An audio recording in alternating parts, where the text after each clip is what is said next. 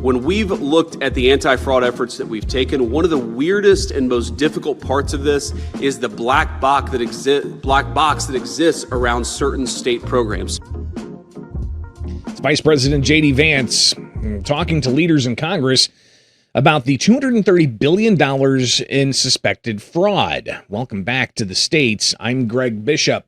Now, Vance met with House and Senate Republican leaders to discuss the next steps in the White House Fraud Task Force's efforts to uncover fraudulent payments in federal programs. He said the task force has identified more than $230 billion in fraud over the last several months, but he says Congress needs to help enforce it. He called on leaders to develop legislation that would require data sharing between state and federal government actors, increase the penalties for bad actors, and he said they need to appropriate more funds to help prosecute fraud. In order to make this really work, we need our colleagues in Congress to really codify some of this stuff, to make sure that it becomes law. And again, this is the sort of thing where, while I see only Republicans surrounding us today, we really have been able to work in some cases with Democratic governors and Democratic attorneys generals on the anti-fraud task force. And we would love, I'm not necessarily holding my breath, but we would love to work with Democrats in Washington to codify some of the anti-fraud actions that we've taken and to take it to the next level. Now, Vance said data sharing between states and the federal government in those welfare programs is poor. He highlighted federal programs like the Supplemental Nutrition Assistance Program, food subsidies, where non-citizens have received such benefits.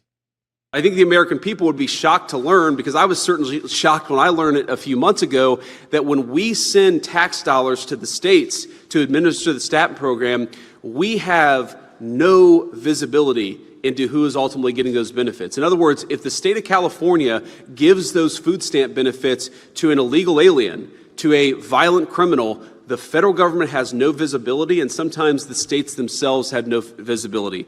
So we need to work with Congress, and we need some legislation that would actually force some data sharing between the state governments and the federal governments. We need to know where your tax dollars are going, and if the state of California or the state of New York isn't going to tell us, we need Congress to force them to tell us, and I think that's the first and most important thing that we would like to do.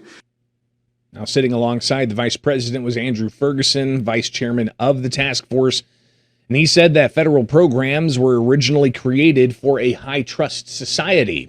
He said almost all of the executive branch agencies are using artificial intelligence to detect fraud in these various federal programs.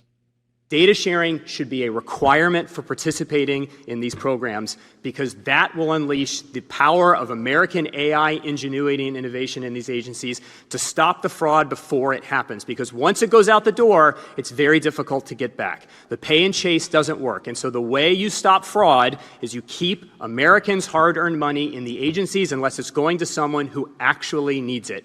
And for that, we need data. We need data to make sure fraudsters don't get it, non-citizens don't get it, and the only way for that to happen is if we have data. Now, Stephen Miller, special advisor to the task force, he said more than 95% of fraud issues could be solved with increased data sharing from states and advances in technology. He called for a federal database that verified age, citizenship, and criminal records for all individuals registering for taxpayer-funded benefit programs.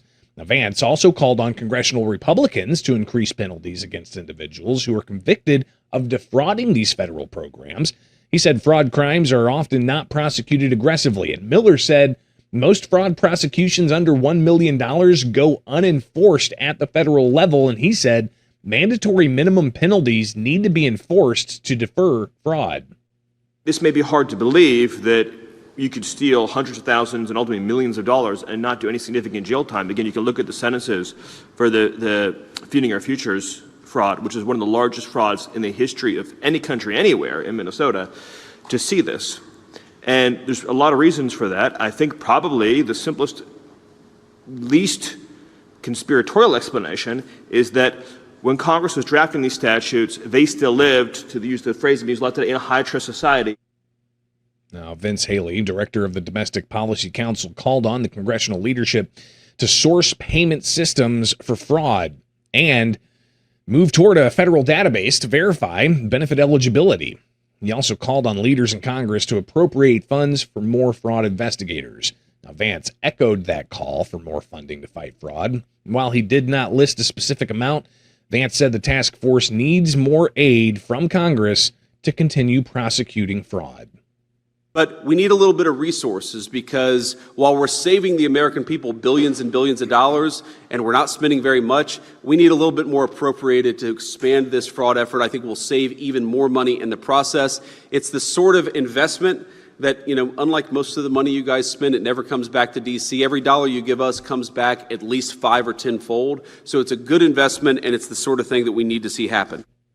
Now, Wednesday's event with the vice president there, it followed news that New York Attorney General Letitia James is leading a group of Democrats suing the Trump administration over a requirement to turn over personal information about Supplemental Nutrition Assistance Program recipients. Now, that lawsuit filed in U.S. District Court Monday. James and 20 other attorneys general, they argue that the Department of Agriculture's recent guidance declaring that some immigrants, including refugees and those granted asylum, are ineligible for SNAP. They say that's illegal. The AGs are asking a judge to block enforcement of that policy. You can get the latest on this and other developing stories at thecentersquare.com.